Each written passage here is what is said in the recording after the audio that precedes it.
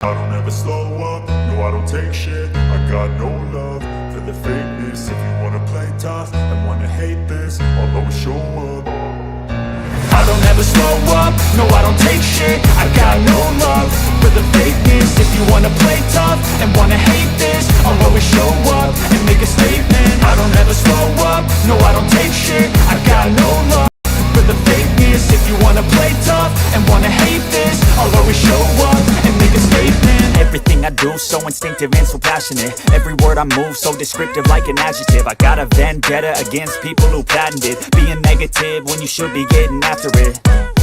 I got facts over tracks, this and that. Spitting slow, spitting fast, I could roast, I could gas. Think I'm okay at last, but I don't know if that can erase all the past. And the pettiness, a reflection of the emptiness. Hilarious, you think you're worth my time, you're delirious. Mysterious, because you hide behind a fake exterior. Inferior, you know I'll always be a bit superior. Get off of me, this ain't no humble brag. I want you to hear words, you can say them back. I want you to feel free from the chains at last, and to believe in what you got, it was built to last, yeah.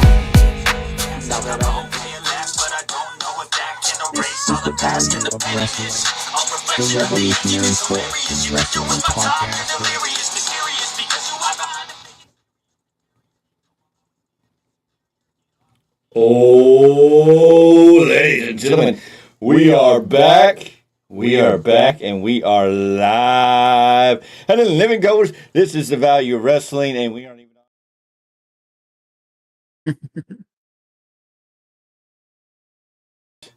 Yes, ladies and gentlemen, we are here. We are back, and we are live. This is the value of wrestling. This is your Monday Night Raw review for November 27th, 2023. And ladies and gentlemen, we are live. We are in charge. We are here. Let's get into the introductions. The man to my side, the one, the only Paulus, Clarke.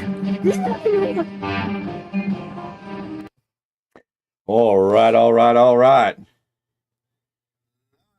Okay, we are good. We are live. Of course, you know me. I'm the one, I'm the only, I'm the big Tyme, and I'm here.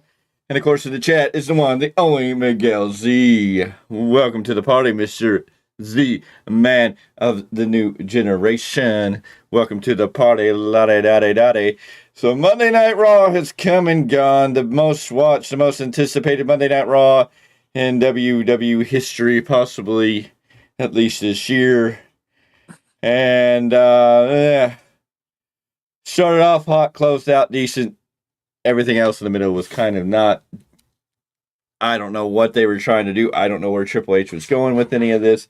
It felt lackluster. It felt mid. It felt, I don't know. Everything just seemed to miss on what should have been the most anticipated show. This should have been a hype show. This show should have felt energetic, alive, and it just didn't hit the mark. It fell short just on so many levels, unfortunately. But we're going to get deep into this. We are in Nashville, Tennessee. Nashville, Tennessee, a city that I have a lot of love and pride for. I served shortly 1 hour up the road in Fort Campbell, Kentucky, or for those people who know, right outside of Clarksville, Tennessee. Hour trip down the road, and you were in Nashville and Nash Vegas, as they love to call it. So I know Nashville is a lively crowd. They are a fun-loving crowd. They love to get loud, and this show just didn't do it. Corey Graves, Michael Cole, we're on commentary. The Bridgestone Arena there in downtown Nashville, home of the hockey team, the Predators. Yes, we got a Predators reference in this all tonight. Most watched Raw, the most anticipated Raw was what this was hyped up to be. The return of Randy Orton happened at Survivor Series when he joined the team of Cody Rhodes, Seth Rollins, Jimmy Uso, and Sami Zayn in War Games. And of course, nobody can stop talking about the biggest return of the night, the one, the only. Yes, you know it. I know it. We all know his name. Yes, it was R-Truth. Of course, tonight he didn't come with the ruffles, but we got to see some more R-Truth and some Jelly Roll, which was even more awesome. So we'll give it that. But no, let's get serious. Yes, we all know everybody was talking about Punk. Everybody thought Punk was going to open the show. No, Triple H made you wait 3 hours for any CM Punk. I don't know if this worked in his favor, if it didn't. And the Punk we got in the end may not be the Punk a lot of people thought we were going to get. I can't say it was necessarily a bad Punk if you listen to what he said and what he gave us. and you take away the anticipation of maybe what you wanted from Punk. Is the only thing I can say with that. It definitely probably wasn't the Punk a lot of people were going up and down about, and that's fine. That's dandy. Sometimes it's not always about that, but if you look at it a little bit and take a step back, then you kind of can look at it in a different way and kind of get a Punk that is coming at you a little bit differently. Mostly a Punk that looks like he's actually happy and has some feeling to be there. Mm-hmm. We're going to get into that because the vibe I got from Punk made me really happy. Just because I feel like we're getting a very different Punk, a very true to himself Punk, more than a character that we call CM Punk. So I think that is a nice thing to feel there. I'm looking at screens. Things are not looking pretty to me, so stand by as I yabber on and try to get things looking the way they should. Okay, I think we're looking good. We're looking better. What is up, people? Jump into the chat, jump into conversation, join in, tell us what you think. Let us know how you feel. Go ahead and hit that poll up there. We have one for good, one for average. I know there's more people here that should be voting on this and letting us know what you think of tonight's show. I see 2 likes, and we had 4 viewers. Come on, let's hit that like button. Let's get it up. Let's get it boosted. We're going to talk about Raw. We're going to break it down. We're going to get into the nitty gritty. And of course, tonight we open with the difference than I think everybody predicted. Everybody thinks we're going to open the show with one CM Punk, but no. Nope. Just not happening tonight. No, we got Randy Orton to open the show, which was great. We still got the chant. We still got the vibe. Orton was here. Orton did great. Orton was in character. I'm happy to see the Orton we're seeing. I think even Orton was very happy to be here. Orton was happy to be back. Double back fusion surgery. Some in-depth stuff. He was going to, he was near retirement at times in these conversations. He was happy to be back. He talked Cody. He talked about being in Cody's dad's war games and how awesome that is and setting the moment. Randy seemed excited. Randy seemed like just Randy. I think we got more of a Randall Keith Orton than a Randy Orton tonight. Just the fun-loving Orton that I hope we get for a while. I don't necessarily need this man to turn heel. He's been gone for a long time. And the Orton we got tonight and the vibe I got, I wanted to stay there. Of course, before he could get anywhere, Rhea Ripley came down and interrupted the Viper. And I hope somebody let Rhea know before she jumped out into the party lottie-dottie that Randy's not afraid to strike anybody. He doesn't have any descriptions. Male, female, transgender, bicycle, roller coaster, furry, whatever you are. If you piss him off, he just might strike. Tell me when I'm telling lies. Absolutely no lies being told there. Exactly. Yeah. Anyway, so he talked about. He did talk about judgment or bloodline. Randy talked about the bloodline, how the bloodline owes receipts, and he's going to collect his receipts on every single member of the bloodline. Anyways, this is why Rhea Ripley came down, because she wanted to let Orton know that the bloodline is nothing. The bloodline has collapsed. The bloodline has fallen. The bloodline is done. And the Judgment Day has replaced the bloodline. The Judgment Day is on the rise. And Orton was the reason Damien didn't get the cash and the money in the bank. And basically just turned into a segment where it was like, you don't want to piss off Judgment Day because then you have to pay for Judgment Day. And I just kind of laughed because I'm going, so you're telling Orton, don't piss, don't. It's like telling Orton, don't push the red button. It's like telling, it was just like, don't make us mad, Andy. Don't do it. Don't defy us. And Randy's like, what? And one of the best lines in a long time on Monday Night Raw, Mommy's here, and Randy Orton busts out, I'm sorry to tell you, Ripley, Daddy's back. And it hit on every level, and you couldn't deny it because it was just like, yeah, you're right, Daddy's back. Ripley says she gave him a chance, and here comes Dom and JD McDonough in his neck brace. JD McDonough celebrating and representing Neck Strong in WWE. Yay, Neck Strong. Be strong. Don't forget Neck Strong. Neck health awareness is important. Neck health awareness month. It's every month because it's that important. I hope they make some cracky jokes on some of that. I hope they use this just to make a joke about the joke that's being made fun of or being made on a whole nother on AEW. I hope WWE just this is the way Triple H can do just little things to poke fun of AEW without necessarily just being a straight dagger. Right. Mm-hmm. So I hope they do something with this. I hope they do a little more with it with JD McDonough coming out in the neck brace. It made me laugh. And of course, you look at Dominic Mysterio and JD McDonough, and you go, okay, which one's the little brother of Judgment Day? Which is the one that gets picked on the most, Anyways. Well, see, JD's the youngest now, if you think about it. Anyways, so Mysterio tries to get in there with Randy, but that doesn't work out. And guess what? JD McDonough eats his second RKO in 72 hours. Poor JD McDonough. He's got to go check out that neck. Be neck strong. Neck health awareness. Remember this for the rest of the night. Anyways, Orton says he's upset. It's not going to happen. He's going to go talk to Pierce so he can have a match with Mysterio tonight. And you got to ask, did anybody tell Dom, be careful who you pick a fight with? There's a handful of guys when you come into the WWE. You just don't go jump in the ring and start poking around. I mean, Randy Orton, if he's not the first guy on that list, he's definitely in the top 3, 5 of people that when you come to WWE, you just don't go, I want to poke you and piss you off. Like, really? Anyways, it was great shit. So the show opened up hot. The show opened up great. And then it just kind of stumbled its way through a mess after mess after mess. It slowly just kind of fell into a worse pit. Anyways, we got the tag team turmoil set up. We are backstage with Maxine Dupree and Ivy Nile. We have we have all the tag teams that are almost in this. You have New Day. You have Alpha Academy. And Chad Gable tells us he's going to bring out the new team of Otis. And I get off the Thala tonight to do this. I think DIY was standing there. Basically, all the baby faces, the Creed brothers were there.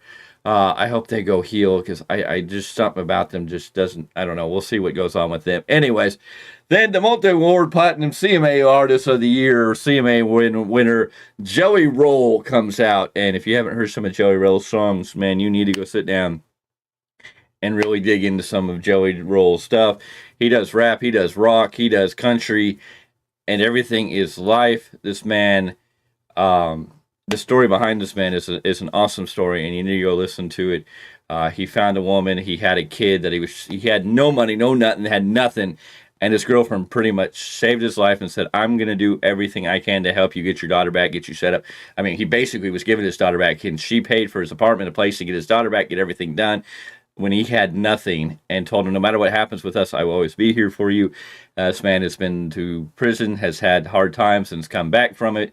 And he gets up there and sings, he gets up there and preach. And I'm not talking like a biblical preaching, but he will tell you if you're ever having hard times, don't give up, keep walking through, because at the other end, it always gets better. And he's a real man of inspiration. If you haven't listened to Jelly Roll, woo! His songs hit if you really listen to the lyrics. But anyways, I'm getting on a Jelly Roll tangent when we should be talking about Raw, and that's all good and dandy. I just want to tell you, if you don't know, go listen to Jelly Roll.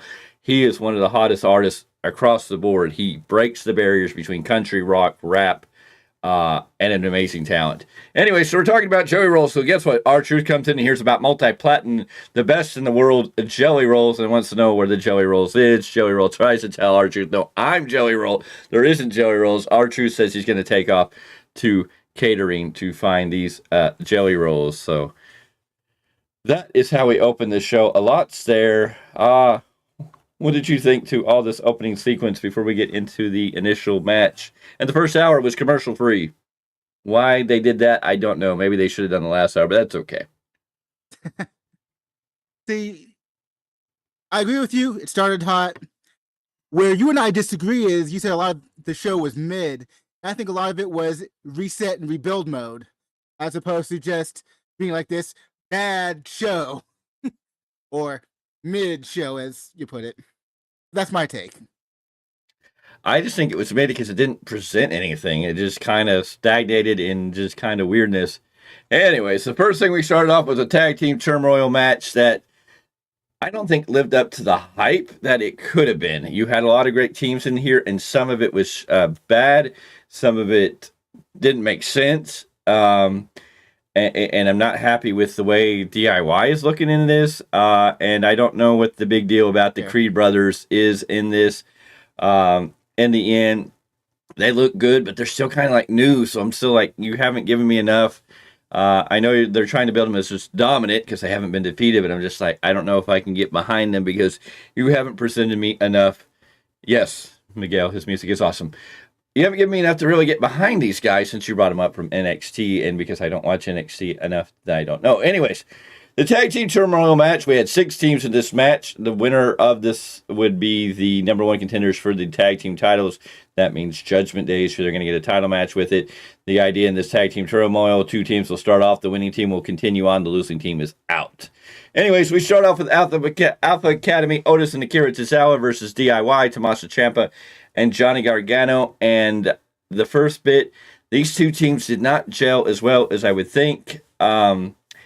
They just didn't gel well. And originally it started off with Alpha Academy pretty much dominating DIY, which just kind of aggravated me because I'm like, I thought DIY was a pretty new team that we put together. We brought Tommaso Ciampa and Johnny Gargano new to the main roster. If you don't know them in NXT, that's a different story, but they're kind of new to the main roster as a team, as DIY. And it's like they're here, but they did not. In this, they got pretty much dominated by Alpha Academy. They were eventually able to pull out the win in the end with the meet in the middle on Tozawa. This match went 3 minutes. This part of the match went 3 minutes. It just wasn't great to start off. It seemed kind of lost, and then it just did. Alpha Academy looked strong in the beginning, which kind of disappointed me, and then they really were trying to make DIY feel like the underdogs. I'm like, I don't know if this is, I guess maybe they want to make them the underdog team to build that sympathy, but I don't think this match worked, or this part of the match worked in that favor. Anyways, team number 3, Indus Sheer. Sorry, I got to get that right. Indus Sheer come out. This is the return of Veer. So Veer came again into a Monday Night Raw ring with the other guy whose name I don't know off the top of my hand, nor do I really care. His name is Sangha. Sangha and Veer. Sangha. Anyways, this was where it got stupid because Indus Sheer pretty much beat the crap out of Johnny Gargano, which you had 2 big guys. You make sense. Johnny Gargano, Ciampa looking very small to Indus Sheer, who are larger, beastie guys. You get that. But Gargano got a roll-up pin at 5 minutes, 33 seconds. So this match went longer than the first match. And Gargano gets Veer rolled up in a funky pin. And I'm just like, now you made Indus Sheer look stupid. It just, you roll them up. This is their first match. We've seen them on the main roster that I recall. And they kind of get pinned here in a fluke. And I know you wanted DIY to continue on more than Indus Sheer, but I felt this was just, I don't know. I think you could have put Indus Sheer more at the end. I think this is maybe where you could have switched Indus Sheer with New Day versus DIY. Might have given us a little more than Indus Sheer against the team that went on later. You might have been able to make Indus Sheer feel a little more powerful, but had a team that could, match up with them better than just having Johnny Gargano get a fluke roll-up. And I'm not bad-mouthing Gargano. I love Gargano. I love Ciampa. I absolutely love DIY. I want to see him succeed. They should be just hot and everything. But even in this situation, I can't give it to the way it was booked, where they just kind of rolled up Veer, and Indus Sheer is supposed to be new tag team to the roster, and they're supposed to be this beastly crew, and then it's just kind of like, it's the dummy giant scenario where the dummy giant screws up and falls on his back and can't, the turtle syndrome. It looked bad, and I expected a little more out of this. Anyways, from there, we got the Creed brothers, and the Creeds come out, and we had a decent match between the Creeds and DIY. We've seen these 2 face off. The Creed brothers beat DIY before, even commentary made it up. But eventually they go for meet in the middle on Julius, but Brutus breaks it up. Gargano winds up on Julius picks up Gargano in like a power bomb, then into a fireman carry, and then puts him up on his shoulder in like 3 different moves. And we get the Brutus ball. This match went 10 minutes, 9 seconds. It was decent between these teams, but the Creed brothers win. And so from there, we got the New Day. The New Day came in, and we got your typical New Day spots here. We got your Creeds back and forth. We got a missing of the Trouble in Paradise, and so instead Kofi hits a high crossbody, only to have him roll through to a fallaway slam. Brutus moonsaults off the apron, takes Woods down, And we get another Brutus Ball. This match, okay, maybe this match isn't 10 minutes. So the first match ended at 3 minutes, 8 seconds. The second part of this match went to the 5 minute, 3 second in the same match. So at 3:08, the DIY beat Alpha Academy. At 5:33, DIY beat Into Sheer. So this is all the same match. Not each segment of this match went that long. So at the 10-minute, 9-second match in this match, Brutus, the Creeds knocked off DIY. And then at the 17-minute, 23-second mark of this whole turmoil match, the Creeds knocked off the New Day. And then here came Imperium. Imperium came down looking somewhat decent. They had a decent match until the end. They just need to hurry this thing up with whatever they're doing with Imperium, dragging it out each week. They either need to start fixing this issue or, I don't know, maybe Gunther needs to beat the snot out of both these boys just to get them back in shape or in this weird, or have them, Gunther needs to say, okay, you two can't get along, can't fix it, you two have a match. Whoever wins gets to be the second in command. I don't know. I'm getting kind of annoyed with the Imperium little bickering back and forth. I'm just kind of like, okay, give us that next step. We've seen them bicker for a couple months now, honestly. Originally it was Kaiser who was in good graces with Gunther, and Vinci was the bad dog in the doghouse, and now it's kind of flipped the other way, and it's like, okay, you've done this, let's either have them have a match where they work out their crap and we join Imperium, or kick one of the guys out of Imperium and do that feud. Let's do something with Imperium. Hopefully we're not breaking up Imperium. Hopefully there's some way we're going to do something that's just going to make them come back stronger, better. I don't know. Have Gunther take him in the basement and start chopping the shit out of him. Something that just... Jeez. Well, the Gunther's there is the leader of this group, and Right. he has to take them down and chop them until they learn their place. I don't know. I'm just kind of tired. Afraid. Go I'm ahead. just afraid they'd be made to look like Chris Van Vliet's chest after he went to John Spears' academy. Well, that was his choice. He wanted to play that game. Anyways, Vinci, they slip before jumping off the top to the superplex. Kaiser goes down, and then we get another Brutus Ball. The match in the whole tag team turmoil went 25 minutes, 48 seconds. It finished out the top of the hour. The Creeds win. The Creeds are now the number one contenders, or they are due a tag team title shot. And that's what we get from there. Not what I thought was a great tag team turmoil match. I don't think it really made the Creed. I mean, the Creed brothers won. They were already undefeated. I don't see what's so great. I don't know if they've given me enough to chew on the Creed brothers to really get behind them yet. Not saying they couldn't do something, but I'm just like, they win this tag team turmoil, and I'm just kind of like, what is special about them, and why do I need to buy into them? And this didn't really make... I don't think anybody out of this in the long run really shined. We just saw the same thing. We saw the same thing 3 times. The Brutus Ball, the Brutus Ball, the Brutus Ball. Get that's their finisher. Cool. I don't know if that really looks devastating as some other moves. Like when the Legion of Doom would launch off and like clothesline and take your head off, and the guy would flip, or Right. other moves that have been done that were off the top rope just felt more impressive. This just kind of, I don't know. The guy just kind of rolls. I mean, Brutus rolls himself up in a ball and just kind of lunges himself at you. And I'm just kind of like, I don't know. And maybe other people feel it's impactful. I just kind of like go, okay. But anyways, Mr. Clarke, Well, go think ahead. for other people, that move it's different, and that's the point. Not so much on how much real impact it has or whatever. Yeah. And you can't deny it's at least different. No, I don't won't think deny any it. other team has ever done that. No, I don't think it's different. It just doesn't necessarily Good do for it you. for me. And I don't Right. think they've done anything to make me feel like they do it yet. And it's like, okay, they're getting a tag team title shot, which I'm figuring, yes, they're probably going to get fed to Judgment Day, but I don't know. They're undefeated, so I don't know if they want to keep that undefeated streak and then make them tag team champions. Of course, I also have this, in the beginning with they had that Alpha Academy thing, so I almost thought they were going to make them go as a heel team, betray Alpha Academy, but I don't know. They just don't, I don't know where they fit yet, so. Right. And that thing is, they're in the middle of telling that story, even though it's very early on.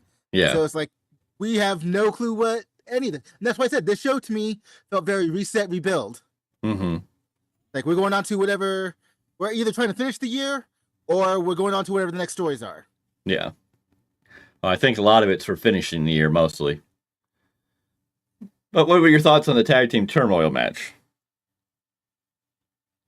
It was cool. I guess I was just looking at the story of what they were doing with Greeks. Like you, I wanted to see DIY do better than they wound up doing tonight. But since that's not what happened, it's like, okay, so what is the story that they're trying to tell? Okay, it's about the Creeds, obviously. Okay, they're undefeated. They're going for the young team on top of that. Yeah. Like, here's new blood, here's fresh blood. What are we going to do with them? Well, I they're guess going to get a tag title shot soon, so that's one thing. I guess if they go back to having tag teams have the title, and Judgment Day, yes, they're a stable that can have the tag teams. It seems right, but we haven't had who had the title? Well, we had Jay and Cody before that, and then we had Sammy and Kevin and the Usos. So I kind of can get, maybe hopefully they're going to put it on maybe they'll put the tag titles on the Creed brothers, because we know Judgment Day's got to lose those titles to kind of continue the next storyline in what's going to happen with Judgment Day. So maybe the Creed brothers will be the beginning of the reforming of a tag team where you actually have tag teams like the New Day, DIY, Alpha Academy, these groups that are actually going to be tag teams. And maybe the Creed brothers would present a better obstacle for the Street Profits. Maybe we get the Creed brothers and Street Profits going into WrestleMania season. So Could be. Anyways, from there we're backstage with Judgment Day in their little clubhouse, where if you're not Judgment Day, you're not allowed, I guess, unless you're Drew McIntyre, then you're somewhat allowed. Or like, I guess if you got mommy's approval, you're allowed. Basically. Anywho, Finn Balor's worried about the Creed brothers, but Damian Priest doesn't want to hear it right now. Damian Priest is upset. Damian Priest is like, you all tell me. Just tell me, because I know I ate the pin. And a very flip-flop, which was actually kind of good, because you figured Judgment Day would have been pissed off at Priest for being the one that was loser. But no, we get the flip-flop where Priest is already predicting that they're mad at him. And they're all like, no, we're family. We don't care that you lost. It was very much a twist on what we all were sitting here expecting to happen. And then we got where Damian Priest was feeling guilty for losing, and the Judgment Day, oh, no, we're a family.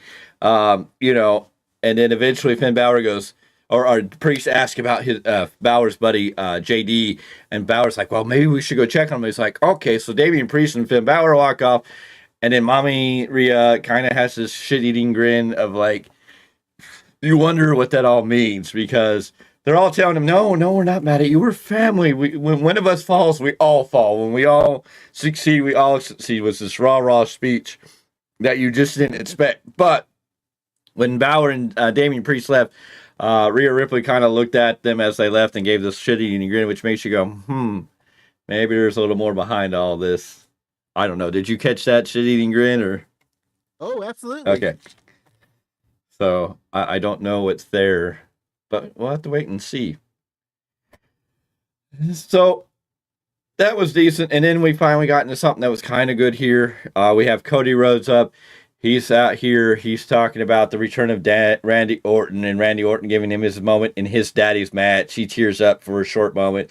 Then he talks about the return of Punk, which took everyone by surprise. And people want to hear what he says. With all the stories taking place, Cody wants to make his own story. And so to Cody, earlier than I think we've ever done it in the history of professional wrestling, in the history of WWE, I don't think anybody's claimed this early to be in the Royal Rumble. I would have to look the records up, but I do not believe anybody right after Survivor Series was claiming, I'm going to be in the Royal Rumble. So, not to my memory. The only question I'm going to have here now is I think the Royal Rumble has to be booked differently than I've been saying. The only thing I'm going to assume is Cody may win the Royal Rumble, or WWE may do what's right, and he definitely deserves that moniker. CM Punk may be winning this year, the 2024 Royal Rumble. This way you have Punk, who's definitely going to go. I mean, if Punk wins it, he's not going to go after Roman Reigns. He's definitely going to go after Seth Rollins. leaving. Cody didn't win the Royal Rumble, so now what does he have to do? He has to go into the Elimination Chamber to get his shot at Roman to finish the story. But this gets away for Cody to get to Seth, because it doesn't seem like Seth is very interested in talking about CM Punk or being involved with CM Punk. So Punk's probably what I think the story is that Seth is probably going to avoid CM Punk as much as he can, and CM Punk is basically going to force him by winning the Rumble to face him. And I think that's going to be the better story, which does make me a little happy, because I'm like, I get Cody winning the Royal Rumble, and I'll accept it. I'll be fine with it, and he can go against Roman, but it's like 2 years back to back. Sometimes it's good. Sometimes it's like, no, we don't need to do it back to back. And I don't think Cody needs to do it back to back. And I'm sorry, with CM Punk back, I think Punk deserves it. And the fact of the matter, if we don't do anything major legally with Punk, and this is going to be possibly like Punk's first pay-per-view as a Royal Rumble, why not have him? And if they play this smart and don't have Punk have any in-ring action until Royal Rumble, then you could say Punk left at the Royal Rumble and he's making his in-ring kind of return at the Royal Rumble. So I think there's a story there they could tell. Will they do that? I don't know. I don't know what the rush would be, if they want to rush getting Punk in the ring with anybody, or if they're going to have fun letting him do his pipe bombs, letting him talk when they want. Of course, he's supposed to be a free agent from what I understand, so we'll have to see. There's a possibility we're going to see Punk on SmackDown. I haven't heard if he actually officially will, but I wouldn't be surprised if it does happen. But they could do a really good thing here. Punk left in 2014 at the Royal Rumble. The Royal Rumble was Punk's last match. He walked out after that night. You could have the 2024 Punk 10 years. 10 years in the making. Punk's first in-ring return could be in that Royal Rumble. And I think they might have something there. I can see that marketing. So anyways, the lights go out and everybody's wondering what's going on. And when the lights come back, here's Shinsuke Nakamura. Cody turns around and gets misted. Red mist from Nakamura. I guess he did learn something from the Great Muta. But we got mist in the eyes of Cody, and it looks like Cody was revealed about being the one Nakamura was talking about. So we're going to run Nakamura versus Cody Rhodes, which should be a good match. I'm assuming this will probably be Rumble unless we get something in between now and then. I don't think this will be a TV show, but maybe Nakamura and Cody Rumble. Maybe they'll have a match. I don't know how this is going to work out. They've got to be real careful with this. They're really rebuilding Nakamura, but he hasn't had a win, and putting him in a feud with Cody, where Cody has to win, is an interesting scenario. So we'll have to see how that plays out. I think what they're banking on is the entertainment value that they're going to get out of this. Promos, whatever devious thing that Shinsuke does from week to week or every other week, whatever it happens to be. Yeah. Now, they just got to be real careful, because Nakamura's come in this change. He lost to Seth, and he's beaten all of Alpha Academy, but they got to be real careful with how they do this, because Cody can't lose, and they don't want to, take too much away from Nakamura in his direction. Right. So it'll be interesting on how this plays out, when it plays out, because we don't have a pay-per-view until the Royal Rumble right now as it sits. Now, that doesn't mean they can't change that up at any minute, any time, any second. And, of course, they could put this on the last Raw of the year if they want to, in a way. So, I mean, there's a lot of options, but I don't know. I'm hoping they're starting to build to Rumble. And, again, why not have Cody face Nakamura at Rumble, and maybe you make that match for Cody's spot? I don't know. And then put Cody in the Rumble. Cody had to fight twice in one night. That's the reason he didn't actually win the Royal Rumble. And then he's got to come out of the Rumble. And I have to assume, I think the story should be, I think the better bet, and I know you could give Cody the Rumble, but I really think maybe you give Punk the Rumble. Because you could tell the story where Seth Rollins is not going to face CM Punk, not going to have anything to do with him, refuses it, denies it, doesn't want to do it. We can almost have a Bret Hart, Shawn Michaels-esque feud here between Seth Rollins and CM Punk, if it's told right, and done right. And if Seth just avoids trying to be with CM Punk, but if CM Punk wins the Rumble, Seth Rollins is a champion, CM Punk gets to choose who he fights, Seth can't get out of it. So this is true. this could be a good thing. And then Cody would have that one more hurdle.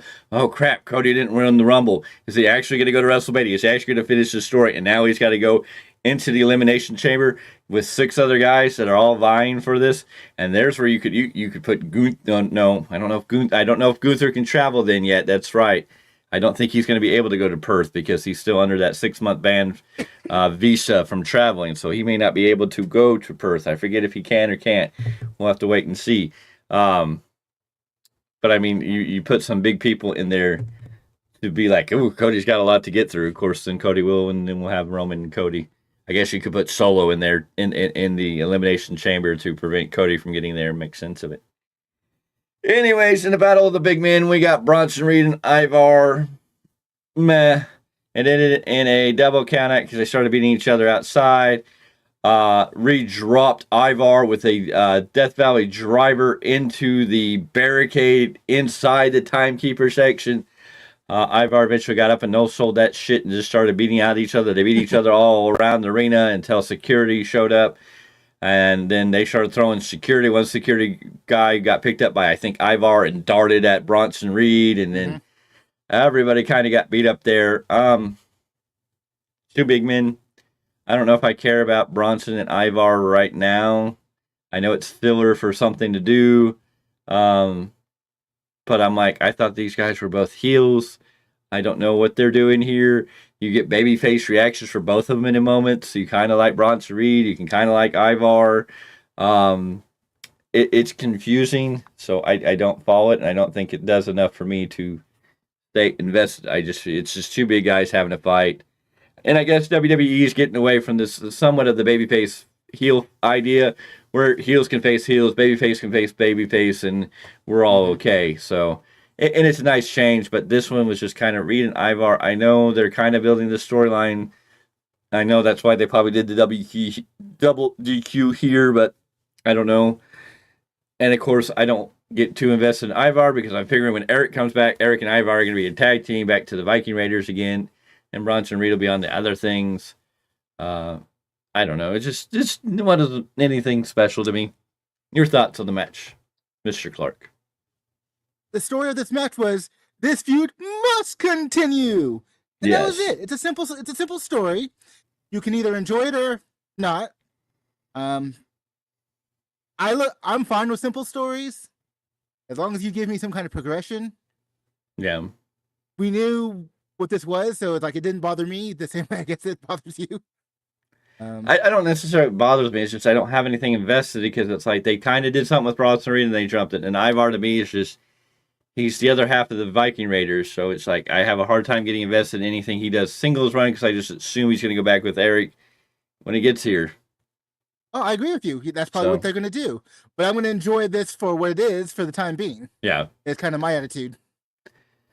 From there, we have Shayna Baszler and Zoe Starks, and so Shayna Baszler trying to give Zoe Starks a pep talk when Nia, no name, walks in, and so we have to have no name Booch against Zoe Starks because, hey, why not? We got to get her on TV. We get another look at CM Punk's return, and then we're in the Judgment Day Clubhouse where R-Truth is eating jelly rolls and is covered in powdered sugar. The couch is covered in powdered sugar. R-Truth tells them that he's here. He knows that they got War Games and they're looking for a 5th, so he's in. And then they told him that War Games already happened. He did ask, did he win? Or did we win? And how did he do? And they eventually chased him out. JD McDonough offers to take care of R-Truth. I don't know if we ever got anything to follow that up, but we'll have to see. Maybe that's a cliffhanger for next week. The No Name Booch versus Zoe Starks. The No Name Booch won. 9 minutes, 2 seconds. Anything you want to add to that? I don't know if my take on R-Truth, it's so strange because I don't know if I like it because it is funny to a degree, but by the same token, it's like, can't we do something new with his character? We have What are you gonna really do with R-Truth at this point in his career? He's getting paid to have fun.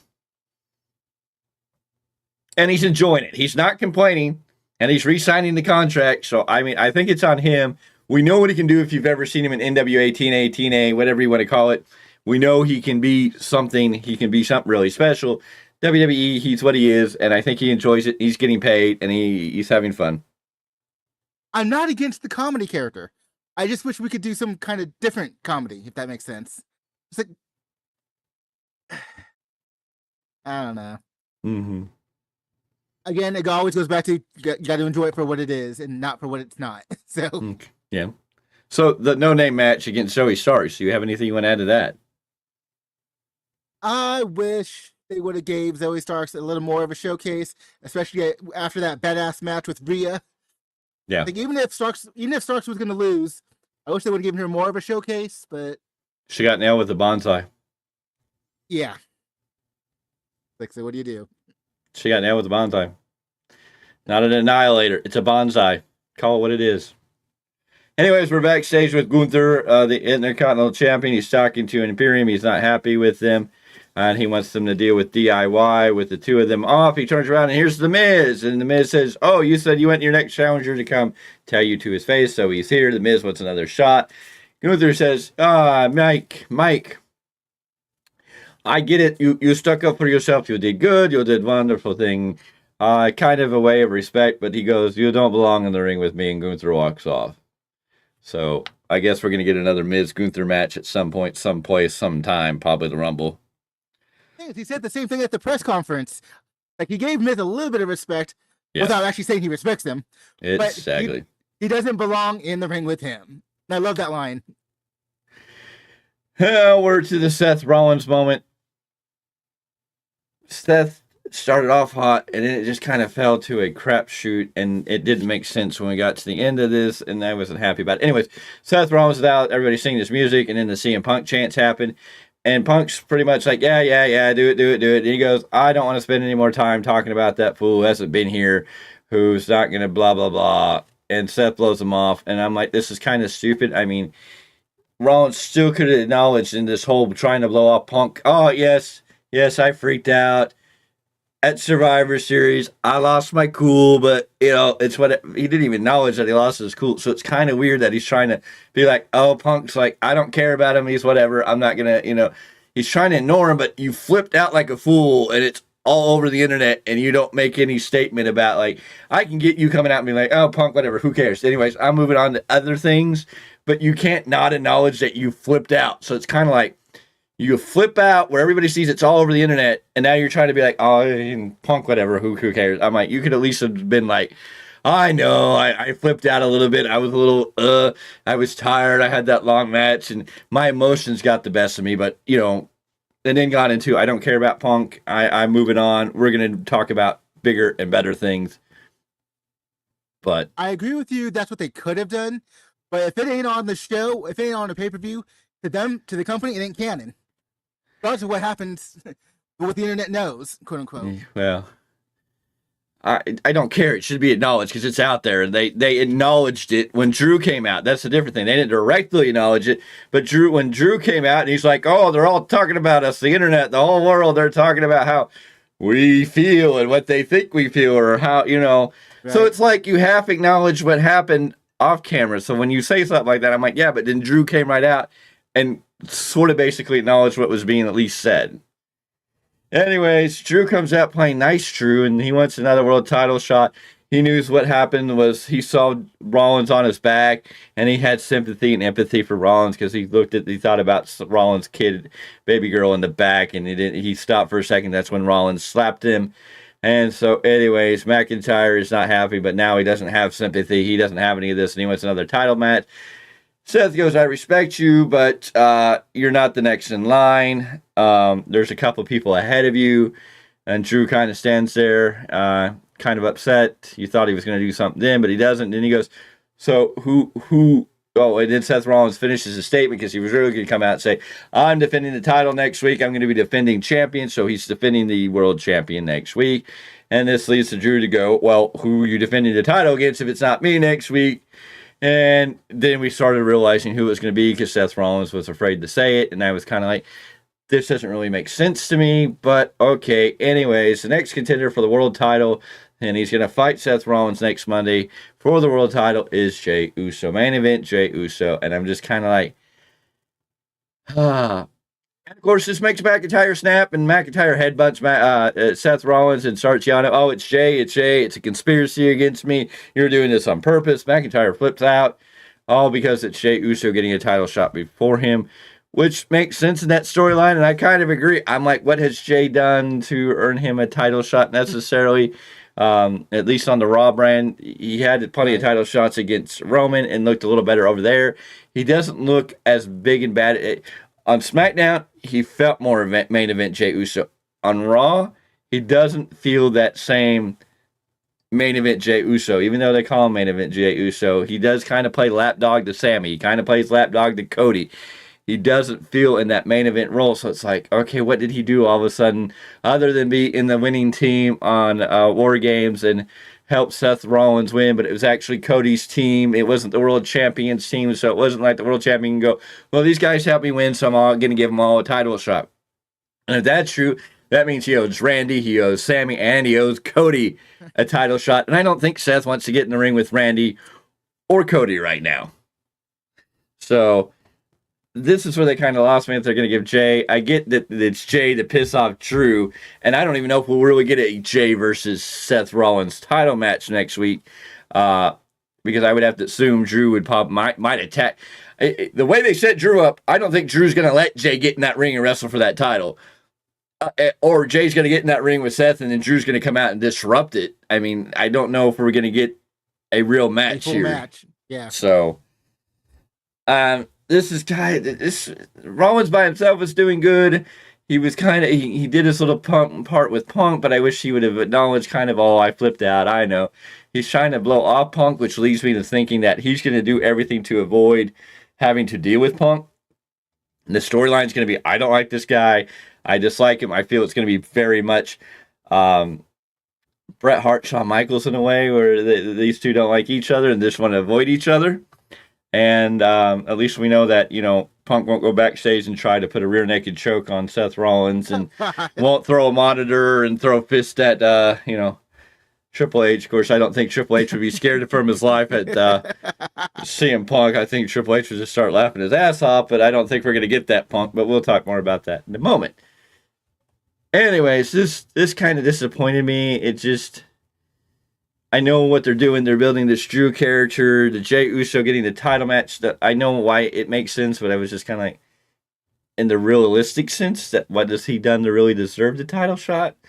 But it leads me to actually believe that probably next week we're not going to get this match, or this match is going to get thrown out. They've set up too much for it not to happen. I just can't see Drew McIntyre letting Jay go out there and fight for the title unless you do something stupid with Adam Pearce and he gets sent away. So that means he's going to come through the crowd during the match. You just know Jay. Standard tropes. Yeah. Drew's going to ruin this match somehow. He's not going to let Jay have this match. He's not going to let Jay win this match. He's not going to. So it's like, okay. I guess that's why we're getting it. Again, it's more angle than match. Yeah. So. Yeah, well. Which is fine. Yeah. Like I said, we're trying to finish this year anyway, so let's do what we have to do to continue it, to keep it going. And again, I don't know if I want to see Drew and Seth go at it again, because I don't want to see Drew get beaten again, against Seth. It's kind of like, Drew needs a win, but he can't beat Seth, because we obviously know that Seth's going to fight CM Punk. I mean, it's too easily written on the wall now that we're going to get Seth Punk night 1 at WrestleMania, Cody Roman night 2. I mean, if you look at it now, I think you can start painting the picture of what we are expecting for WrestleMania. I think the plans are in place more so than ever. And I guess we're going to get Gunther versus Brock Lesnar, which will be an amazing freaking match. I just know a lot of people think Gunther should beat Brock. I'm kind of like, no. I mean, Gunther's already been the longest reigning champion, so him losing the Intercontinental title at WrestleMania is not going to necessarily hurt Gunther. I think it honestly set him up better for his legacy as a champion, or even the Intercontinental champion, not by beating Lesnar, but losing to Lesnar, but then coming back like at SummerSlam and then taking down the Beast Incarnate. Yeah. And I know a lot of people think, no, he just needs to beat Brock Lesnar at WrestleMania. I'm just like, I think there's a better story if you finally knock Gunther down a little peg and then he comes back and takes dominance on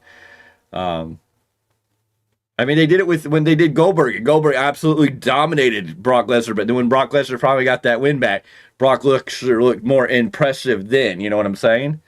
I think you can Absolutely. have a better story. I think Gunther should go in there super cocky. I haven't lost. I'm never going to lose. I think it's one of those times that you could have Gunther lose fairly quickly to a Brock Lesnar. You know, Brock Lesnar could go in there and do Brock Lesnar stuff. Well, just think about it. If Gunther went in there super cocky, like, this is no, Brock Lesnar. I've beaten everybody. What is Brock Lesnar to me? And Brock Lesnar Right. comes out beast and just like, Gunther goes to chop him and Brock's just like, whatever, and just like rips him apart and kind of does the Goldberg S, throws him around, couple of German suplexes, hits that F5, 1, 2, 3. You have a less than 5-minute match. You're going to shock the world. Everybody's going to be like, oh, and you give Lesnar an Intercontinental. WTF? You're going to give Lesnar an Intercontinental title run, which adds to his legacy. And then you can have Gunther go off and kind of maybe take a break. But then when he comes back, he knows what he's facing now. And then when Brock Lesnar tries to come out with him, you can have that long 10, 20-minute match at SummerSlam that Gunther outdoes, Brock Lesnar somehow. I just think there's a story that you could tell there if you really wanted to tell it than just feeding Lesnar to Gunther, which it would be. Well, because first of all, you have to add value to both guys. Mm-hmm. So, and it's just better business to elongate it a little bit. Mm-hmm. And I don't. It's not. I don't think it would hurt Gunther. Gunther losing to Brock Lesnar and losing that Intercontinental title then at WrestleMania is not going to take away from Gunther. He's already accomplished and made him a main eventer. I just think if he loses to Brock, then you're like, oh, what's going to happen? How is he going to come back from this? And then when he comes back and beats Lesnar, then he's got the Lesnar rub. He's set for as a main eventer for sure. And then you can build Gunther into 2025 to start being your world champion, since we're going to have Punk and Cody looking like they're going to be carrying the belts after WrestleMania. So, anywho, we go backstage. Sami Zayn confronts Drew. Pretty much tells Drew that he's whining, that Sami and Drew have gone through the same things. They both lost to the bloodline in front of their family. They both have had all these things that have happened. They both lost to Seth. And that McIntyre is already a 2-time champion. He's a monster. He's a beast. And basically, McIntyre goes, you know what? You're right. He goes, I'm going to get on to it, and I'm going to go talk to Pierce and set up a match for next week against you. So next week, we're going to get Sami Zayn versus Drew McIntyre. Then in the match, it didn't... Go ahead. The only thing that didn't quite make sense to me is Sami was saying, everything you've been through, I've been through too, but times 10. I'm like, times 10? Really, dude? I mean, equal, okay. But times 10? Come on now. You can take it as you want. Anyways, the match that didn't need to happen, but it had to happen for no reason. And what pissed me off more was Tegan Knox and Natalya came out, right? And last week, I praised the fact that they made the women look like they were a tag team by having same colored outfits. They weren't wearing the same thing. This time, Tegan Knox comes out in her natural green and neon colors, and Natalya comes out in her pink and black. They don't match, and I'm like, well, okay, I made a big production about this last week. At least they made the tag teams feel like they were a tag team. They put these women in similar colors. This week, they didn't. And then Chelsea and Piper Niven come out. They're defending the women tag team titles. This match was just, it was what it was. Don't even care. Piper Niven gets a beautiful crossbody when she gets back in the ring for the 1, 2, 3 on Tegan Knox. The match went 8 minutes, 40 seconds. I don't care. Your thoughts? I've enjoyed Natalya's work recently. I always love when Chelsea Green's in the ring. I didn't ultimately care who was going to win, because I was kind of just looking at it as a vanity match, if you will. Yeah. No, that's what it was. That's why I didn't care. It just didn't feel important. They pissed me off is what they did, really, because I was like, last week I praised you guys for making the teams look like teams. The women all came out in outfits together. And then when they didn't do it this week, I'm like, okay, maybe you look stupid. So I guess that's where I got pissed off. And then it's just like, I don't care. I'm like, it was stupid. Why can't they come out in similar outfits? If you're going to give me a team, if you're going to make Tegan Knox and Natalya a team, at least make them look similar. Have something there, some cohesion that makes me feel like they're a team. Now, see, back in the day, Spike Dudley and Taz would have said something different. They would have said, and Taz has gone on record back in the day, saying, what makes a tag team? It ain't the clothes, it ain't, this, that, and the other thing. But I tend to be, I agree in your camp.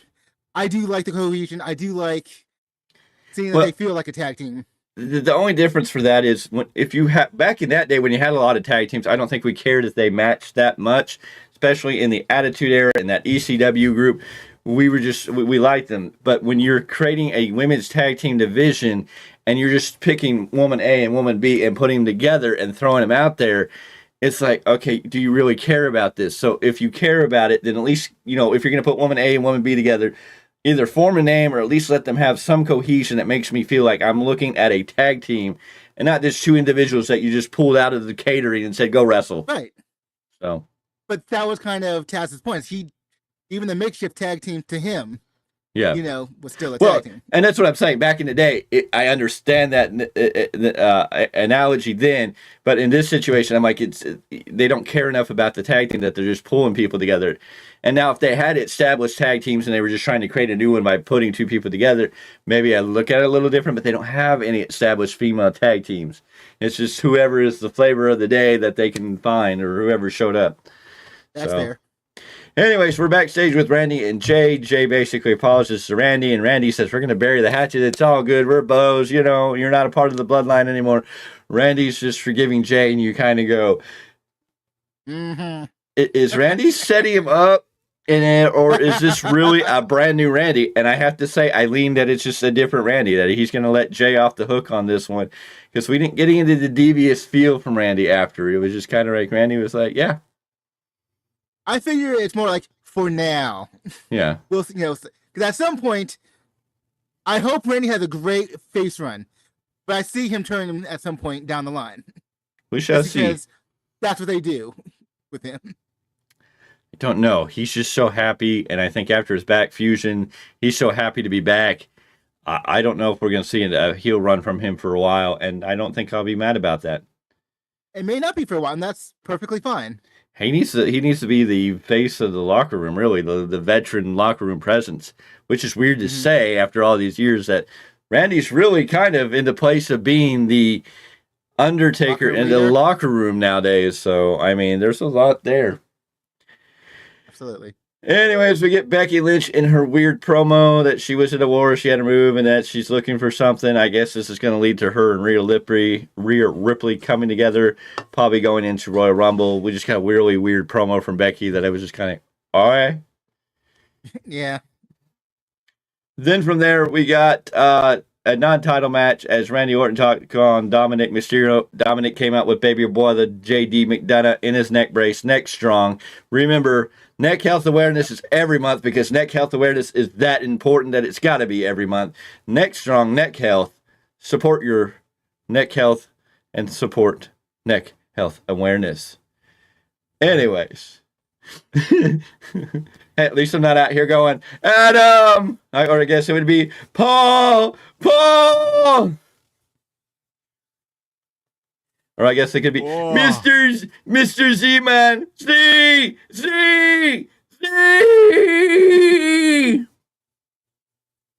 Anyways. Thank you for joining us here on The Value of Wrestling. We appreciate you watching. Appreciate you being here. Enjoying our chicanery and ridiculousness as we try to make this as much as entertaining as it can be. Anyways, Dominic Mysterio and Randy Orton, you knew what this match was going to be. Dominic kind of got into a few moves here. He looked definitely there. Eventually, JD McDonough decides to go pick a fight with Jelly Roll, which didn't work out for him. Mysterio gets dropped on the announce table. Orton does it again for a DDT on McDonough. Mysterio tries to go for a 619, allowing Orton to eventually come back. This match went 9 minutes, 26 seconds. We get an RKO on Dominic for the 1, 2, 3. And I thought, no, did McDonough not eat another RKO in that scenario? I don't know. I believe you got another one at some point. I thought he did. I'm not reading the notes here. Anyways, Randy Orton, Dominic Mysterio, Mr. Clarke, your thoughts? This was what you figured it was. It was kind of entertaining. It was good to see Randy Orton back. Yeah, I mean, it was a Randy Orton tune-up match, if you will. Yeah. But I kind of like the fact that they trusted Dominic in this spot to have a decent match. It's like, if you put him in with some schmo that can't do anything, then it doesn't make Randy Orton look good at all.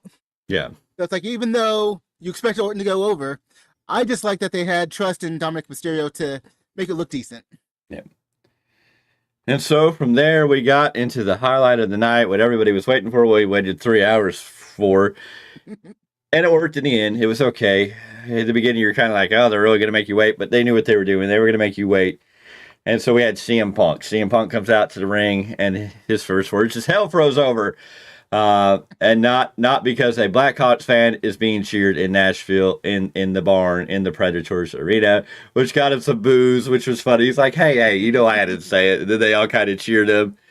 And he's here, and he's just being himself. This is the key I think you have to take into this. He's saying, "I'm being myself." He very much iterated this. And then there was 2 words that really came to mind about it and what scared him and how true they are. The truth that is he has changed. And the thing that I think he means that scared him is he's home. He hasn't been here in 10 years. And the fact that people who haven't forgotten him is touching. The people always chanted CM Punk no matter what it was, where we went. You would hear CM Punk chants. They chanted this for 10 years. I mean, this is kind of like, me and HBK for 4 years. HBK will be back. HBK will be back.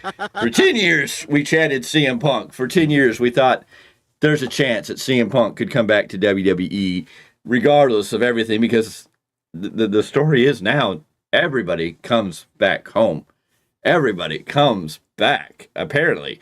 And you can never say never. Right. He states the voiceless have found their voice, and this is why he's back. He's missed this, and he wished he would have never left, oddly enough. And then he brings up that once a wise man told him that he would have to leave to get everything he needed out of this place. Everyone has welcomed him back with open arms. Well, almost everybody. He knows there are some people afraid that, he has the brass ring in his pocket and they can't grab it. Some people are afraid that their best effort at being the best in the ring, the best on the microphone, the best on the commentary isn't enough. The best in the world is in the ring in Nashville, and it's on Raw. His name is CM Punk. Well, he lets the fans say his name. We get a really, really good promo. Now, we didn't get the attack on AEW that we possibly thought we were going to get. We didn't get villainous, this happened to me, Punk. We got a genuine Punk.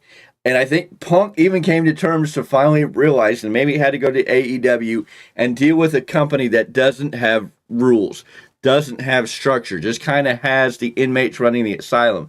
And maybe this led him to that come to Jesus moment, for lack of a better words, that WWE was not necessarily ever that bad, that he was so rebellious against the structure. And sometimes this is true for all of us. Sometimes we can get such in a mindset that we rebel against the system because we think that's what we have to do. But then when we look back in hindsight and we go, it really wasn't that bad. Really, they actually were kind of right and had some points and had some validity.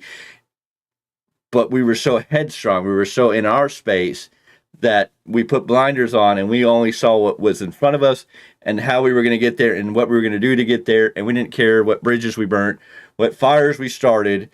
We were going to get there, and then when we stop and we look back at the carnage that we left behind, sometimes we look and go, well, you know what? Maybe it wasn't that bad. Maybe it would have been okay. And I really felt through some of what CM Punk was saying tonight was he was trying to say, he didn't need the bad match AEW, but he kind of came to terms saying, I had to, the wise man once told me I had to leave here to go find out how good it is. It's kind of that old saying. Sometimes you got to go to the other side to see how green the grass is, and then when you realize the grass isn't any greener on the other side than it is here, the old analogy. So I know a lot of people probably are not going to like what Punk said because they were bloodthirsty to hear Punk chew on AEW. They were bloodthirsty to get some major pipe bomb. But what I think we got was a genuine Punk who showed emotions much differently. He was emotional when he came back for the Last Dance. He was emotional when we saw him on AEW TV for the first time. When he came back and it'd been 7 years, he had an emotional moment. But I felt like we got a somber, emotional Punk. We didn't get an emotionally charged Punk. We got this very somber Punk that kind of seemed like, you know what? I've learned my lesson. I think I've learned why this system works, and this is where I need to be. I see a lot of that argument. I still believe there are certain things that were unjust in his last run. And it's not, most of the WWE structure, I think is fine. I point all that finger at Vince McMahon, however. Oh, yeah.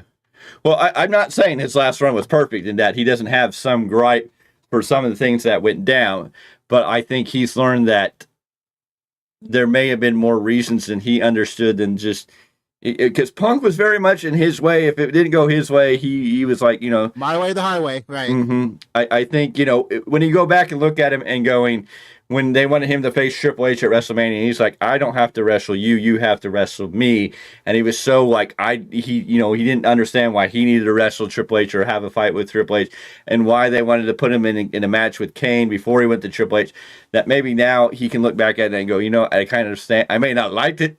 He still may not like that, but he may have understood what the bigger picture was than just, I should be in the main event. That I think now that he's gone to, he went to AEW and realized what it can be like without a lot of structure that WWE has.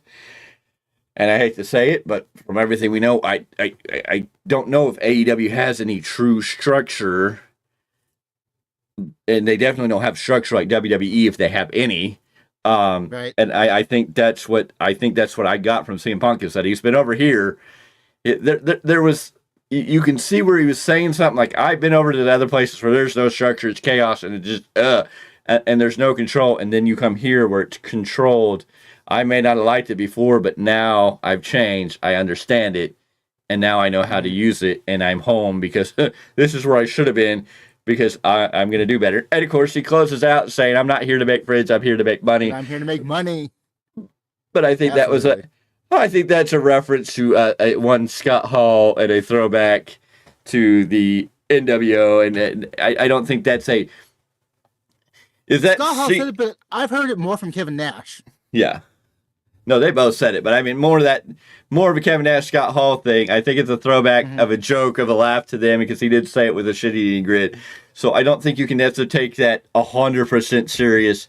It would play into his CM Punk heel gimmick, but I don't think I just worry that some people are going to be, oh, he's just here to make money. Yeah, see, he's just here to make money. You AEW, you hardcore AEW marks, yeah, I know what you're going to jump on. See, he got more money there. No, Tony Khan, if Tony Khan wanted to CM Punk back, Tony Khan could have came up with all the money in the end of the world. Tony Khan has endless pockets behind him. That's the only sad part there. But I want everybody to understand, he made that comment in jest. It's a throwback. Mm-hmm. If you don't know the old NWO days where Kevin Nash and Scott Hall came back and said, you could have had, at the time they jumped ship, you could either made friends, which they had plenty of friends for being in WWE, so they went to WCW for the money. And that's both what Kevin Nash and Scott Hall said. And so this is where that throwback is at the end of the show, to be like, yeah, I'm here to make money, because he just jumped ship back to the original company. So it is a ship jumping moment, as much as Kevin Nash and Scott Hall did. And really, I think for Punk, it's still less about money and more about creativity. Yeah. He did also say, I'm here again, and still somewhat the same person. So, I mean, we're still going to get Punk. Don't take it in the wrong light, like we're going to get a whole different Punk. But I think we saw a real Randy Orton tonight, who was very happy and humble to be back. And I think we even saw a very humble and real CM Punk. We might have even seen some twinklings inside who Phil Brooks might have been tonight more than anything, because you could see it in his face. Yes, Punk was emotional when he came back in AEW for Chicago and the fans chanted, but he was much more emotionally charged. There was a lot more emotion, because he spewed at WWE and sports entertainment. He spewed at stuff. Tonight, he didn't spew. Of course, we can say that, Triple H said, you can't do this, but I don't necessarily, Triple H probably told him, hey, just keep it, within parameters. Don't get us any lawsuits or whatever, But I can still see, I felt like Punk was talking to us as a person that was sincere, and I felt his emotions were real. Like, it's something like when you're younger and you go out and do something really crazy, and then when you become older and you look back at it and you're kind of like, okay, yeah, that wasn't really necessary. Like, I really didn't need to go out there and be that big of a fool.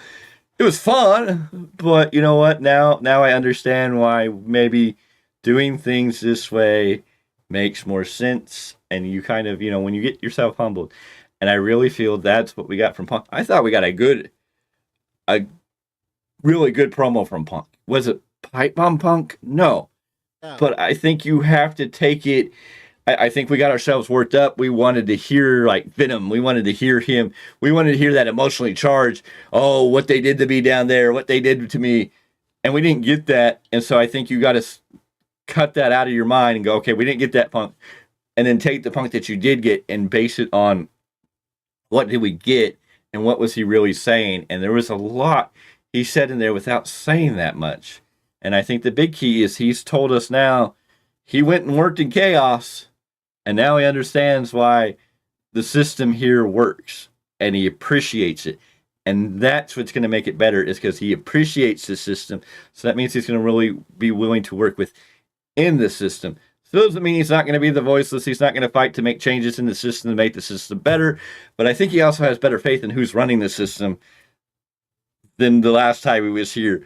Because obviously him and Triple H have sat down, had a long conversation. They probably sat down again and had a long conversation. And I think they understand each other. And I think Punk knows Triple H is going to give him the freedom to be who he wants to be. He's going to let him have the creative freedom as long as it stays in the parameters of the structure that's there. And I think that's what Punk's most happy about, is that he can do what he wants, but you know what? There's parameters, there's structure. He doesn't have to worry about somebody coming out and talking about Colt Cabana from out of nowhere for no reason that doesn't have anything to do with the storyline, because he knows there's a system here that's set up. There's rules. There's a proper way to do things. You don't just get to go out and go into business for yourself. And he also knows in a WWE environment, the days of the clique, and yes, there was a clique back in the days, but it wasn't like some of the cliques that are in AEW. But he also knows that that's not going to be tolerated. They're not going to have one side have all the power. I mean, the clique runs all in WWE, but hey, Thanks for making my point. But they know how the clique runs it, so they know all about cliques, so they keep the cliques away. But no, I think what we got from Punk tonight was amazing. I think we got a subdued Punk. I think we got, not that he ain't going to be the amazing Punk he is, and I can't wait to see what he's going to do and how it's going to play out. I can't wait to see this feud with Seth Rollins, because they both, without Rollins a little more directly, but without directly, you can see that Rollins is basically like, I ain't going to talk about Punk. I'm going to act like he doesn't exist. Seth Rollins is going to ignore Punk, and Punk's just like, some people aren't here. You know that Punk's going to be Punk, who's going to go poke the bear, and Seth Rollins is going to keep trying to ignore him. And I'm sure we're going to get at some point where Punk's going to want to say, oh, you give open challenges. Why can't I have a shot? And Rollins is probably like, hell no. You're never getting a shot as long as I'm champion. Oh, okay. So what's that mean? Punk goes to the Royal Rumble. Punk is going to win the Royal Rumble. That would be the best story for business, because then Punk can choose Seth Rollins, and then Seth Rollins has no escape, no way out. He's got to face Punk at WrestleMania. Cody doesn't win the Rumble. Cody can be in there with Gunther and Punk and get eliminated. And if you haven't been in a match with Shinsuke Nakamura earlier tonight, it even helps progress that storyline that he came this close to doing it twice in a row, but he came up short. And now he only has one more chance to get that title match to finish the story at WrestleMania. And that means he has to go into the Elimination Chamber. And I think, Perth, Australia, Cody Rhodes winning the Elimination Chamber, solidifying his spot to go to WrestleMania. You're going to blow the roof off in Perth. You're going to have your story set. And WrestleMania is going to sell tickets. The WrestleMania is going to outsell shit. If they could get 200,000 seats in Philadelphia, if they could fill that football field with enough seats to blow out ticket sales, they would be able to blow out AEW's all-in ticket sales if they could get enough seats with what they have planned for WrestleMania. And I'm telling you, All In, Tony Khan's going to have to do a lot to make All In feel special, especially since they announced tonight on Monday Night Raw tickets for Bash in Berlin, which happens August 30th, which is on a Saturday, the Saturday after the Sunday. So All In is on that Sunday, which I think is it's at the 30th, 29th, 28th, 27th, 26th, 25th to 24th, somewhere in there. And then that Sunday is the Bash in Berlin, but here's the kicker. Tickets for the Bash in Berlin for August 30th go on sale this Thursday. Do you know what Friday is? Friday is December 1st. Do you know what happens on December 1st, Mr. Clarke? The all-in tickets.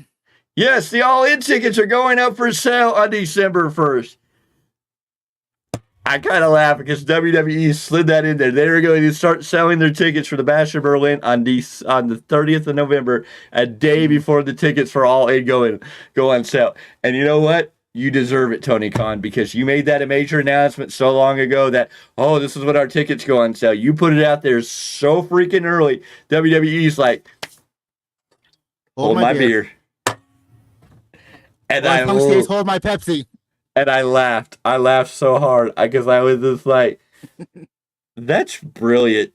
It may be a dirty tactic. People may be offended by it. I don't really care. But I'm like, why wouldn't you? In this business, why wouldn't you? Because now you're really going to make people, you're going to make people choose right then and there. Do I go ahead and buy the tickets for Bash in the Berlin, or do I buy tickets for All In? Now, granted, some people are going to be able to afford both. But the mass majority of people aren't going to be able to afford both. And if you have your tickets on sale before the other one, your chances of getting more ticket sales is a little up there. Because people are more likely to buy right away than contemplate it. And since WWE is going to open the door first, it's there.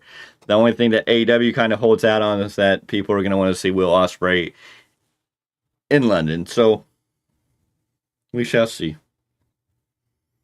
Now, the only thing Tony Khan can do is cut ticket prices. Like, oh, we're going to sell our ticket prices in half. It'll be interesting if anything is said on Dynamite on Wednesday about this situation, or if they just don't do anything, which is fine. They don't have to do anything, but I'm just curious if they're going to try to do anything because, I mean, we're right here. Of course, they'll probably be heavily letting you know that December 1st on Friday, the tickets for All In go on sale. You're probably going to hear that until your head hurts. But, yeah.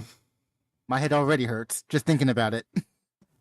But I thought it was hilarious that WWE is trying to slightly undercut AEW. And I kind of look at Tony Khan and go, you did it to yourself because you made this major announcement that flopped on your face. And you gave your competition that date. And then your competition say, hey, let us make some calls and get this set up. Anyways, ladies and gentlemen, I don't know. Originally, I thought Raw was really trashy.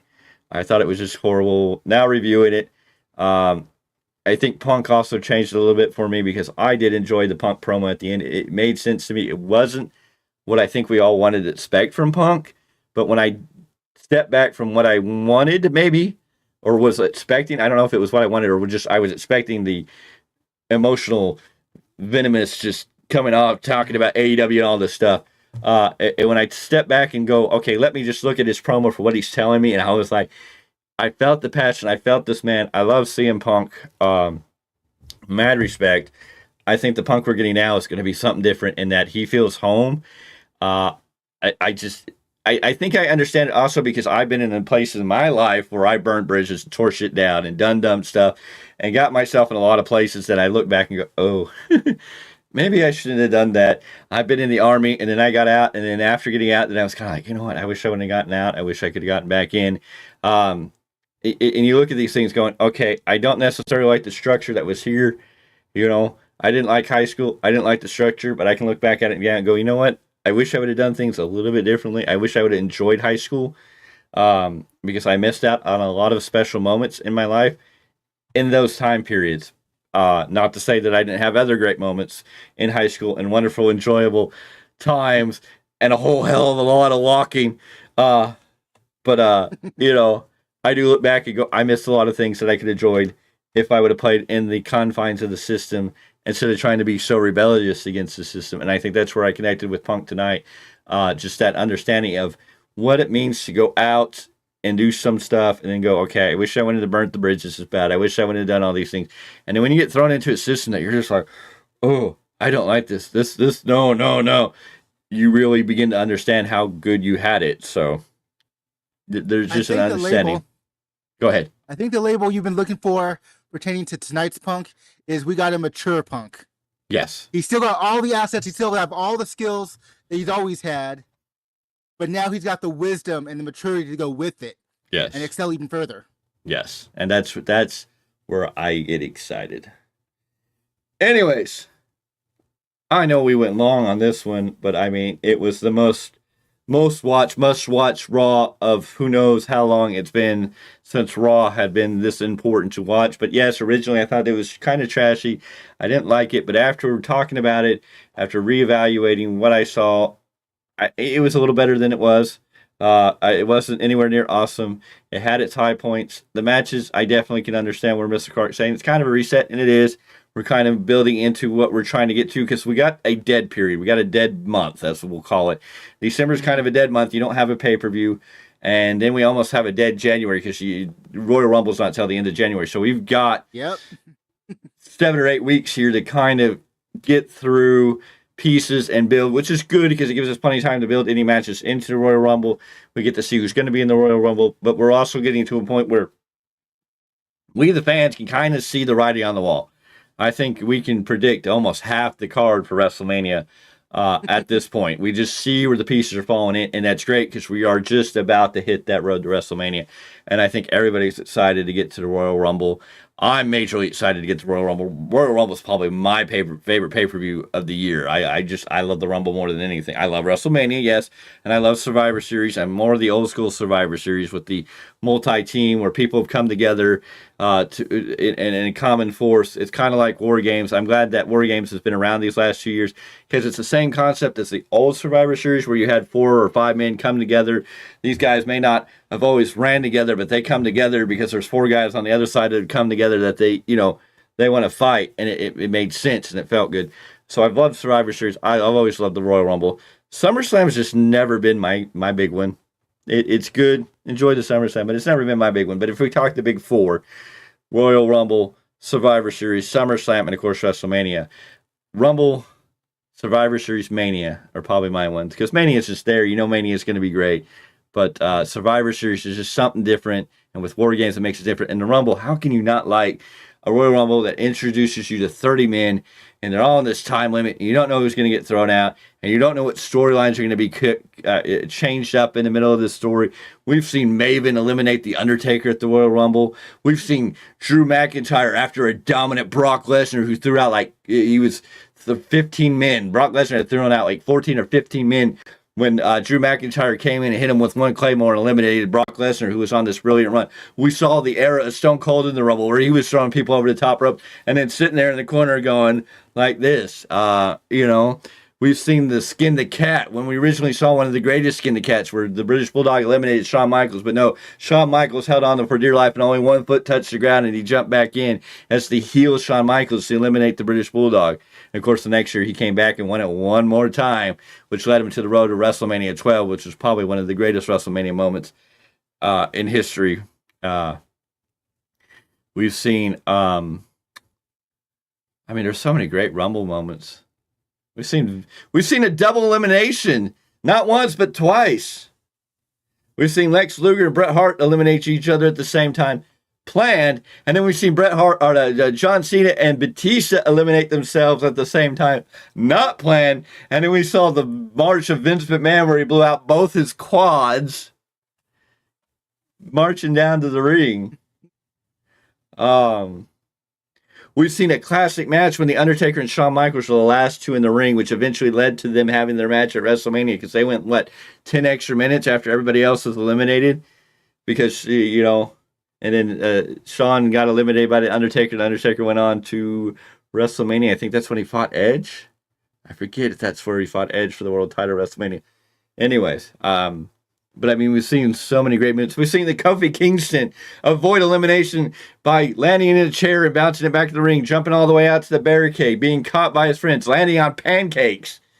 This is why why I love the Royal Rumble, because you just never know what to expect. You never know who's going to show up, which is always fun.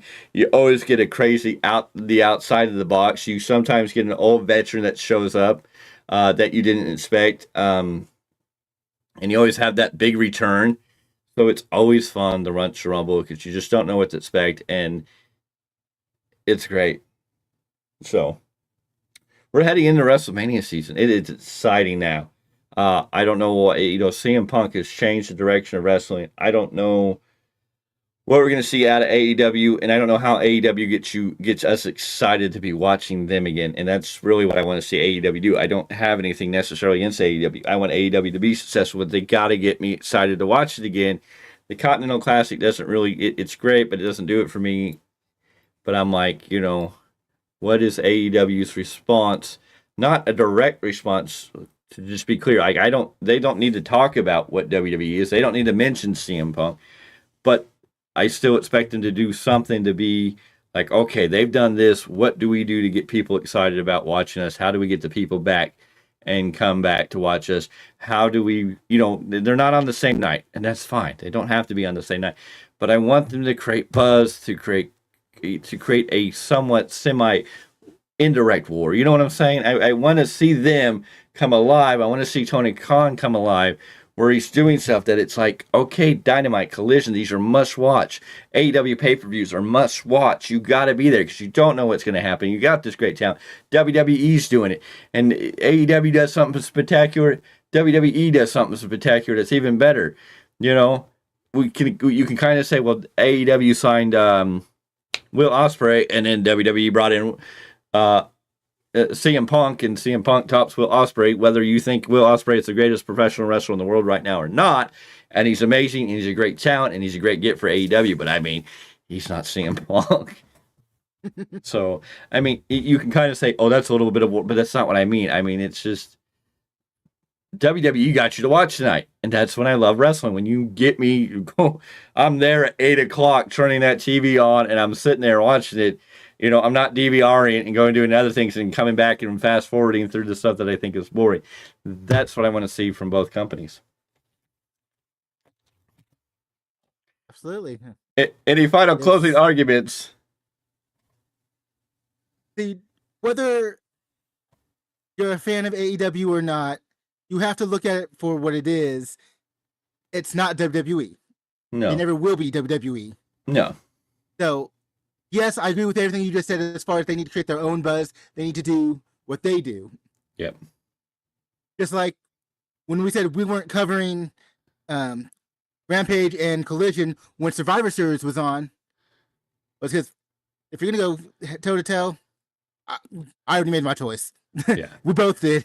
Well, and they but later on that night, I still watched the clips of Rampage and Collision because I still enjoy professional wrestling regardless of what company. Well, I watched it to see if they brought anything to the table. The matches, the wrestling, and I don't want to take this away from AEW. When we talk about AEW, when we criticize AEW, it's not necessarily the wrestling in the ring, the talent in the ring that's bad.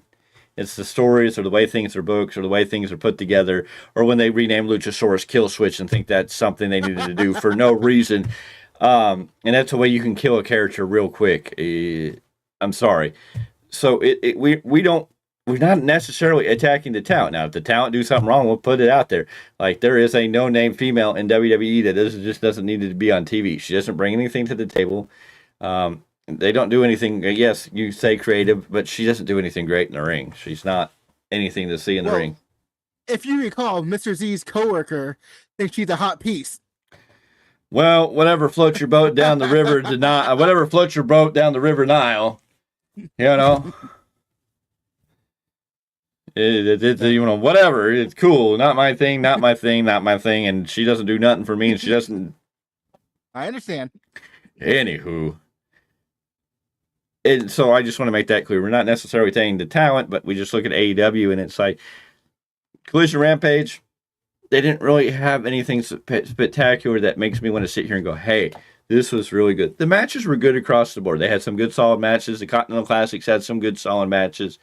But I've lost favor in the Continental Classic because you're bringing another title in, and I don't know why AEW needs any other titles in their program right now when they haven't really developed the titles they have to feel important in a way that makes people go, okay, everybody should be reaching, in the theory, everybody should be reaching and going after MJF as the world champion. But if you really look at it, no matter how many people they have chasing MJF, it doesn't feel that important. The TNT title feels more important than the AEW world champion. And I'm like, that's wrong. And then when you have Adam Copeland, who's only been there a couple minutes, cup of coffee. You know what I mean? Cup of coffee. and he's already going after the TNT title against Christian at what I figure is World's End, and that's where Christian's going to lose it because they're going to give Adam Copeland a title because I think that's going to do something. And I also look at Adam Copeland and I go, God, I just feel like it's Edge, and I'm just like, I know he is Edge, but everything he still says and reacts to is just like Edge. And I'm just like, dude, you need to find something different, a little bit. Give me something new. If you're the rated R superstar Adam Copeland and not Edge. And I guess, everybody, it's the same music, it's the same entrance, it's the same. And I'm just like, and part of that's cool and the nostalgia feel, but then it's like, it's just so lackluster. And I hate that because I really love Edge. I kind of wish Randy would say something like, oh, too bad my buddy Adam took off. I just got back, and the world's changed. The whole landscape of professional wrestling. You take a year and a half off, 2 years off, and the landscape of wrestling changes. Even my buddy Adam took off. Jeez. But I can tell you something. We know very well at Randy. If you didn't pay attention to one thing Randy said he's here to stay. Randy is not going anywhere. The rumors circulating that Tony Khan was trying to get Randy Orton to come to AEW, or there was a possibility of Randy Orton going to AEW, no matter what the money value is. Randy told you very specifically tonight, and Randy's very happy to be. He ain't going nowhere. He told you that directly tonight. He's already saying he's staying for another 10 years or as long as he can. He teased it some time ago, but you knew that was just a tease. He was never actually going to leave WWE. No, I know he teased it, he's made it, but I mean, after tonight, you know where he stands. I mean, he vehemently made that clear that he's here, he's staying here, he's going to be here as long as he can. So, Randy Orton, the only thing that scares me about Randy Orton, I just hope he doesn't go the Ric Flair Latin there until he's basically in a wheelchair. Ooh, man. You know what I mean? You know what I mean? Know what I mean, Martin? You know what I mean? Yeah. Wow. Must watch Raw. Put us going 2 hours to discuss it. We've been sitting here. You do realize what the Raw after WrestleMania should have been was tonight. Yes. Ooh, boy. Can you imagine the Raw after WrestleMania 40 this year now? Holy shit. I'm telling you, ladies and gentlemen, you better get excited for the road to WrestleMania, because I'm telling you, the Royal Rumble is going to be off the chain. They have now put us into, I'm telling you. Now, I would book Punk to win it, but I'm telling you, Cody Rhodes could win it. CM Punk could win it. Gunther could win it. Drew McIntyre could win it. They are putting more people on the pathway to get you to go, well, they could win it than we've had in a long time. The last few years in the Rumble, you kind of knew going into it who was expected to win it. We knew last year with Cody being there, Cody was winning the Rumble. So it's been very predictable over the last several years. But this year, I can't tell you, I would book Punk. That's where I probably place my money now.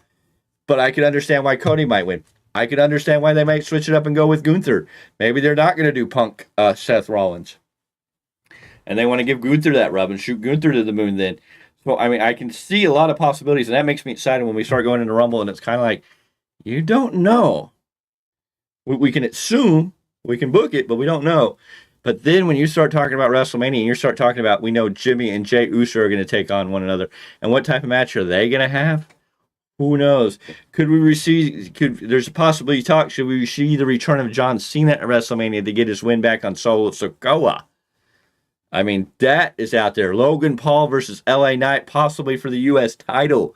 And Logan Paul is going to be on SmackDown this week, so that's going to be a start of something. But Logan Paul and LA Knight, woo! Santos Escobar, Rey Mysterio, if everything gets cleared by then. Gunther defending his Intercontinental Champion against Brock Lesnar. I mean, the match is out there. Rhea Ripley versus Becky Lynch. Io Sky versus Bayley. Or Io Sky, Asuka, and Kairi Sane versus Bayley.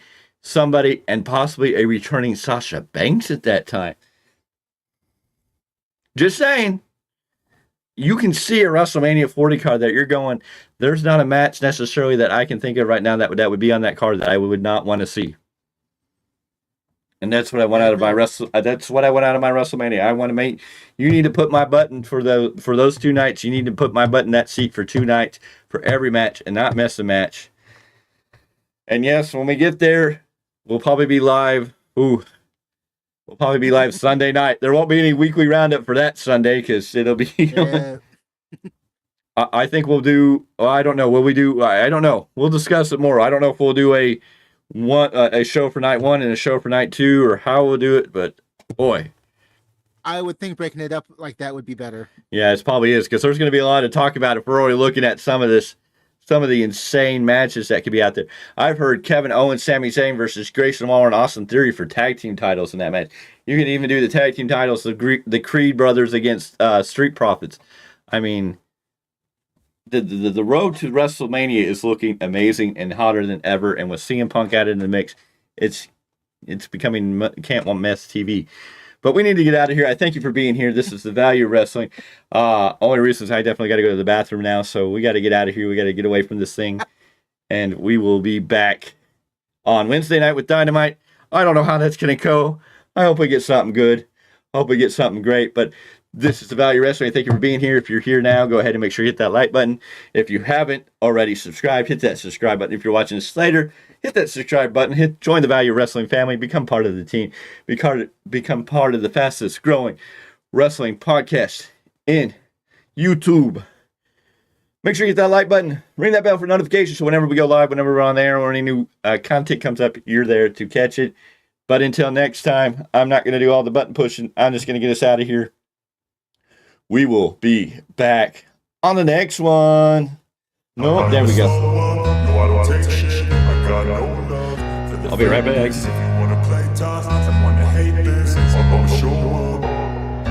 I don't ever slow up, no I don't take shit. I got no love for the fakeness. If you wanna play tough and wanna hate this, I'll always show up and make a statement. I don't ever slow up, no I don't take shit. I got no love for the fakeness. If you wanna play tough and wanna hate this, I'll always show up and make a statement. Everything I do so instinctive and so passionate. Every word I move so descriptive like an adjective. I got a vendetta against people who patented being negative when you should be getting after it.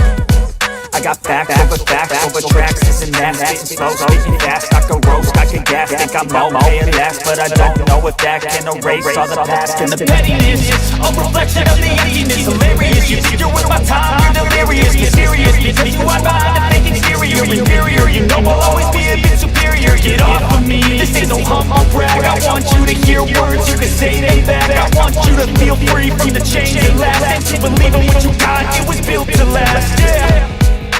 Now that I've been put through hell, I never got anyone's help. I had to do it all myself.